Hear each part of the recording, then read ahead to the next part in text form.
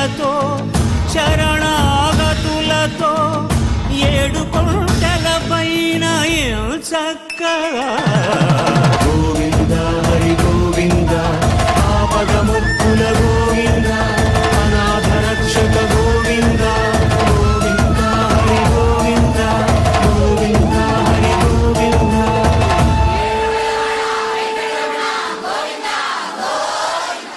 శ్రీ వెంకటాచలాధీశం శ్రియాధ్యాసితవక్షసం శ్రితచేతన మందారం శ్రీనివాసమహం భజే. మన పవిత్ర భారతావనంలో ఎన్నో పుణ్యక్షేత్రాలు ఉన్నాయి.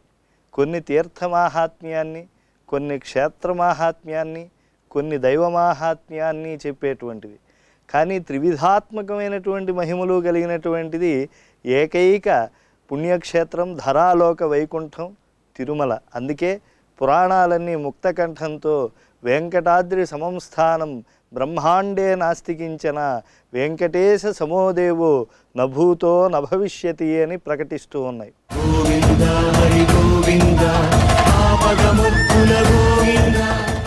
అటువంటి ఆయన అక్షయ్యం మధుహంతారం జానామి త్వాం సురేశ్వరం. ఏమిటయ్యా శివధనుర్భంగం చేశావు, ఇదిగో ఈ విష్ణుధనస్సు కూడా విరువు అని చెప్పి వచ్చినప్పుడు తర్వాత విష్ణుధనస్సును కూడా ఎక్కుపెట్టి ఆయన తపోలోకాలు పరశురాముడి యొక్క తపోలోకాలు కొట్టిన తర్వాత సాటి విష్ణు స్వరూపంగా తెలుసుకున్నాడు పరశురాముడు శ్రీరాముడిని.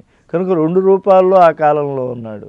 అలాగే మనకి ద్వాపరం వచ్చిన తర్వాత ప్రళంబాది రాక్షసుల యొక్క సంహారం కోసం వచ్చినటువంటి వాడు బలరాముడైతే హలాయుధధారిగా వచ్చి ఆయన యమునాదుల్ని వర్గీకరించడం కోసం ఆయన వస్తే అనేక మంది రాక్షసుల్ని ఒక రూపంతో సంహరించడానికి వచ్చినటువంటి వాడు కృష్ణుడు. గీతను ఉద్బోధించడానికి వచ్చినటువంటి వాడు కృష్ణుడు. రాజకీయ నిర్మాణ చతురతతో ఈ భూమిని పునీతం చేయటానికి అనేక మంది భాగవతోత్తములను కటాక్షించడానికి వచ్చినటువంటి వాడు కృష్ణుడు. కనుక కృష్ణావతార ప్రయోజనం వేరు. అలాగే ఆ విష్ణువు యొక్క అంశలో కొంత మాత్రమైనటువంటి బలరాముని యొక్క ప్రయోజనం వేరు. కనుక అలాగే ఇక్కడ కూడా కలియుగంలో వరాహవదనుడైనటువంటి హరిగాను ఆయన ఉన్నాడు. అలాగే శ్రీనివాస స్వరూపంగా వెంకటేశ్వరుడిగా కీర్తి పొందినటువంటి వాడు ఆ ఆనంద నిలయంలో విరాజిల్లుతూ ఉన్నాడు అర్చామూర్తిగా. ఈ సత్యాలను మనం తెలుసుకోవాలి. ఏవం తీర్థవరా తత్ర స్వామి పుష్కరిణీ శుభ తస్యాహ పశ్చిమ దిగ్భాగే వరాహవదనో హరి ధరామాలింగ్య వల్మీకే ఆస్తే పిప్పల రాజితే. అయితే వారు ఎక్కడున్నారు అని అంటే వల్మీకమందు ఒక పుట్టయందు ఉన్నారుట. ధరాదేవిని అంటే భూమాదేవిని చక్కగా ఆలింగనం చేసుకున్నారు. ఆస్తే పిప్పల రాజితే రావి చెట్టు కింద ఆయన విరాజుల్లుతూ ఉన్నారుట పుట్టలో. త్రికోటి తీర్థజాతానాం జన్మస్థానం సభూధర. ఆ వెంకటాచలమే ముక్కోటి తీర్థాలకి జన్మనిచ్చినటువంటిదై విరాజిల్లుతూ ఉన్నది. ఏవం గిరివరం ప్రాప్య భగవాన్ వెంకటాచలం వైకుంఠాదధికం మత్వా విచచార తతస్తతః న ప్రాప కించిద అస్థానం గోహనార్థం రమాపతి. న ప్రాప కించిదాస్థానం గూహనార్థం రమాపతి. ఇలాంటి పరమ పవిత్రమైనటువంటి కొండపైకి స్వామి పుష్కరిణి విరాజిల్లేటువంటి కొండవైకి శ్రీవైకుంఠ విరక్తుడైనటువంటి ఆ భగవాన్ శ్రీనివాసుడు విచ్చేశాడు. అయితే విచ్చేసిన తర్వాత ఐరమ్మదీయ అశ్వత్థ అపరాజిత హిరణ్మయ భవనాదుల కన్నా విరాజమానమైనటువంటి ఆ వైకుంఠం కన్నా ఈ యొక్క ధరాలోకంలో ఉండేటువంటి ఈ యొక్క వెంకటాచలం మిన్నా అని ఆయన భావించట. అందుకని అక్కడ ఉండాలి అని అనుకుని ఎక్కడ ఉండాలో ఆయనకి తెలియలేదుట, ఎక్కడ గూఢంగా ఉండాలో తెలియలేదుట లక్ష్మీభర్తకి. అప్పుడు ఇత్థం విచార్యమాణేతు స్వామి పుష్కరిణీ తటే దక్షిణే విమలం దివ్యం వల్మీకం దృష్టవాన్ముదా. ఇలా ఎక్కడ ఉండాలి ఇక్కడ ఈ కొండ మీద అని ఆలోచన కలుగుతూ ఉంటే ఆ శ్రీనివాసుడికి స్వామి పుష్కరిణీ తీరమందు దక్షిణ దిగ్భాగంలో ఉండేటువంటి వల్మీకం కనిపించింది. ఒక్కసారిగా ఆయనకి ఆనందం కలిగిందిట. త్రింత్రిణీ వృక్షమూలస్తు. ఆ వల్మీకం ఎక్కడున్నది అని అంటే చింత చెట్టు కింద ఉన్నదిట.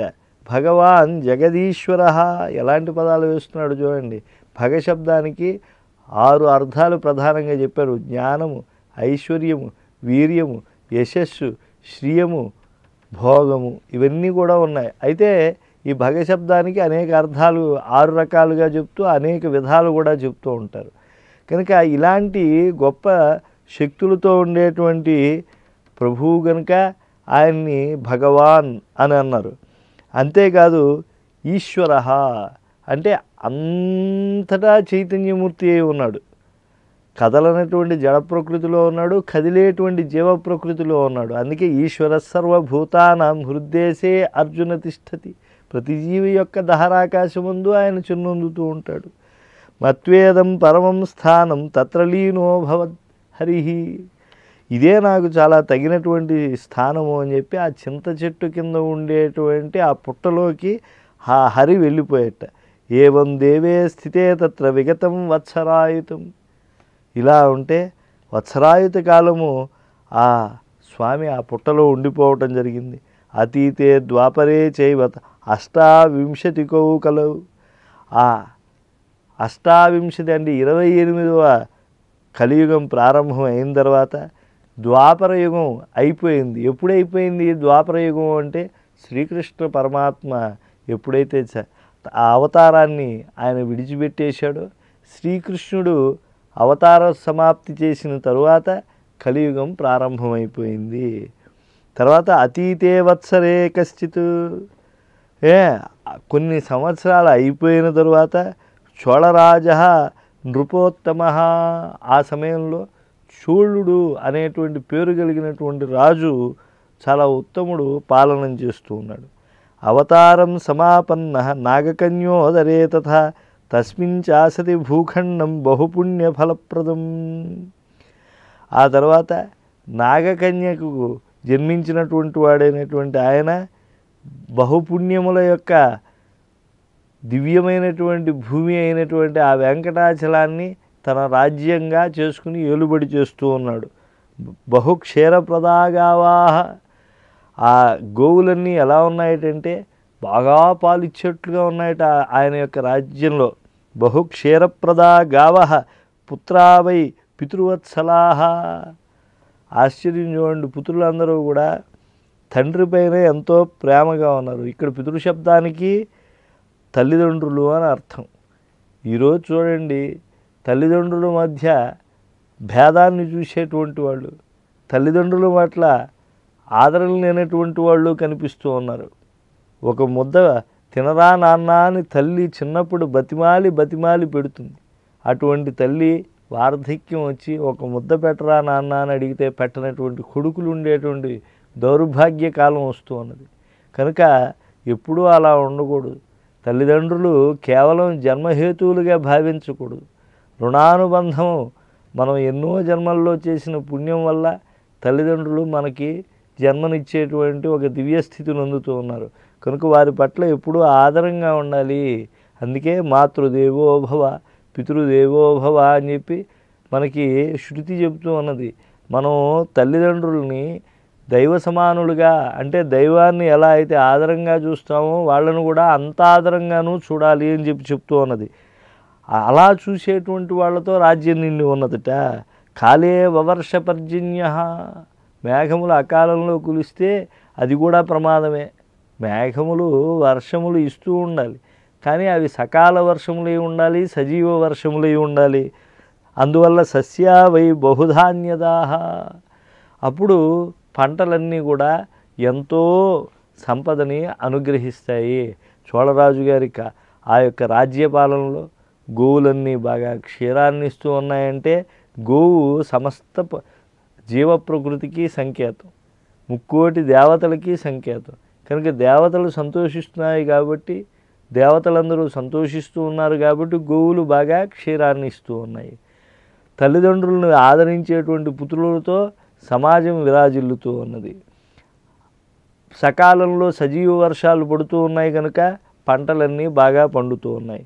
నార్య పతివ్రతా సర్వా పురుషాస్య సతీవ్రతా. ఎప్పుడూ కూడా భార్యలు పతివ్రతగా ఉండాలి, అంటే పతిని చాలా ఆదరణీయుడిగా భావిస్తూ ఉండాలి. అలాగే భర్తలు కూడా భార్యలను ఆదరిస్తూ ఉండాలి. ఇది మనకి పురాణం చక్కగా చెప్తూ ఉన్నది. ఏమిటో స్త్రీయే భర్తని గౌరవించాలి, పురుషుడిగా ఉన్నప్పుడు మనం భార్యను గౌరవించక్కర్లేదు అని చెప్పి ఏ పురాణం ఎక్కడ ఎప్పుడూ చెప్పలేదండి.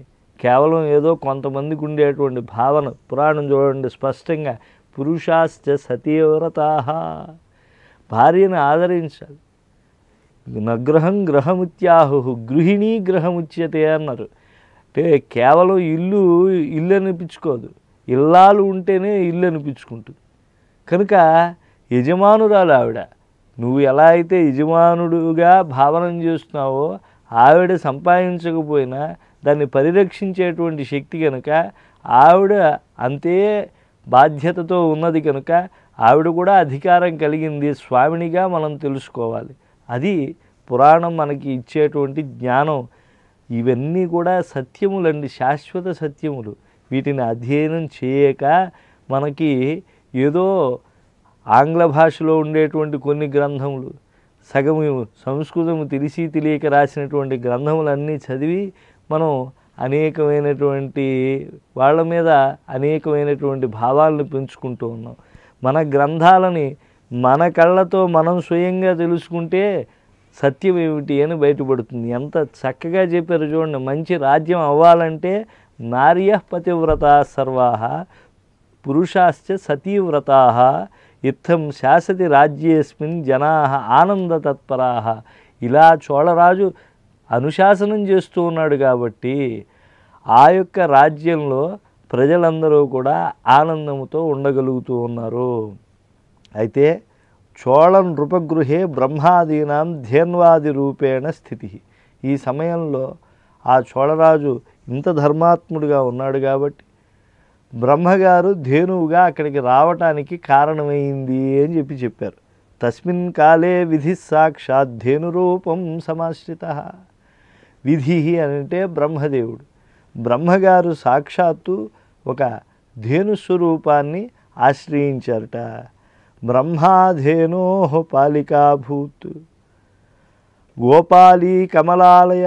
బ్రహ్మగారు ఎప్పుడైతే ధేనుస్వరూపాన్ని పొందారో పాలికాభూత్ గోపాలి కమలాలయ, కమలమలయందే నివసించేటువంటి కరివేరపురంలో ఆవిడ అడుగిడినటువంటి ఆ సిరుల తల్లి గోపాలిక అయిందిట. బ్రహ్మగారు ఆ యొక్క ధేనుస్వరూపాన్ని పొందినటువంటి సమయంలో సాక్షాత్ రుద్రః వత్సరూపి. వత్సగా అంటే ఆవు దూడగా మారిపోయేట్టు రుద్రుడు.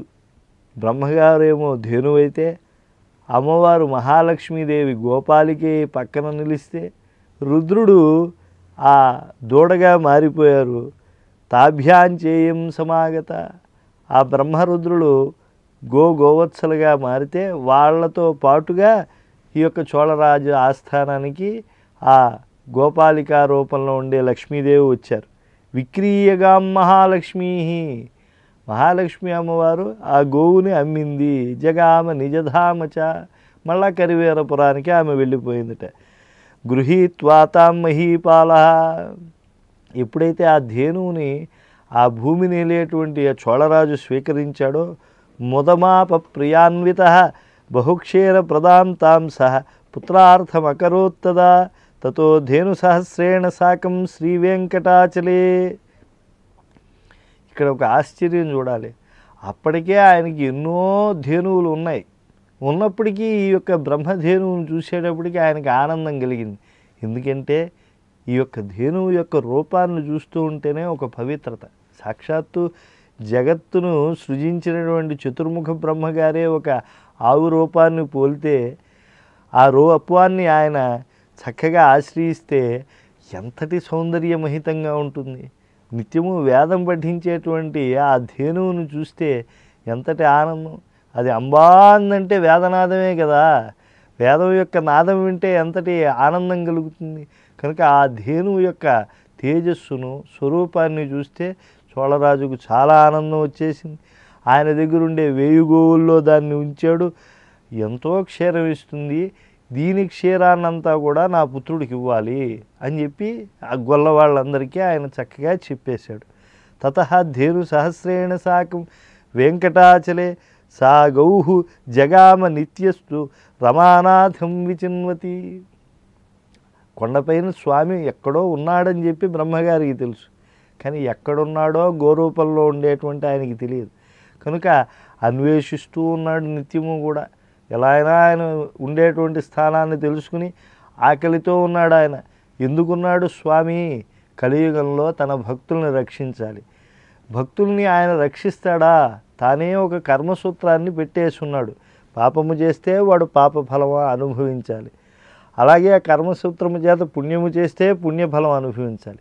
మరి పాపాత్ములను ఆయన రక్షించాలి అని అంటే వాళ్ళు పాపఫలాన్ని అనుభవింపజేయాలని ఆయనే ఒక నియమం పెట్టినప్పుడు వాళ్ళు అనుభవించాలి కదా. తన భక్తులైతే వాళ్ళని రక్షించాలి. మరి రక్షించేప్పుడు వాళ్ళ పాపముల వల్ల వాళ్ళ ఫలాన్ని పొందాలి కదా. ఆ పాప ఫలాన్ని పాపం ఆయనే పొందేస్తున్నట్ట. అంటే కలియుగంలో భక్తులు పాపములు చేసి ఏ అనారోగ్యాలను పొందుతారో ఆ అనారోగ్య బాధను ఆయన పొందుతూ ఉన్నారు. ఆకలి బాధను పొందుతారో ఆకలి బాధను ఆయన పొందుతూ ఉన్నారు. భక్తుల యొక్క పాపములు అన్నీ కూడా కలిపురుషుడు ద్వారా ఇవ్వబడతాయి. కనుక కలిచేత జీవులు తన భక్తులు ఏ బాధలు పొందకూడదని చెప్పి ముందుగా ఆ బాధలన్నీ ఆయనే పొందుతూ చాలా ఆకలితో వెంకటాచలంపై ఉన్నాడని చెప్పి తన తండ్రి యొక్క గొప్పతనాన్ని తెలుసుకున్నటువంటి బ్రహ్మగారు ఒక ధేను రూపంలో వచ్చారు. అమ్మవారి యొక్క సహాయంతో చోళరాజు ఆస్థానానికి రుద్రుడు వెన్నంటి వచ్చాడు. అంతా వెతుకుతూ ఉన్నాడు. శ్రీభూసతులతో చరణాగతులతో 7 కొండల పైన చక్కగా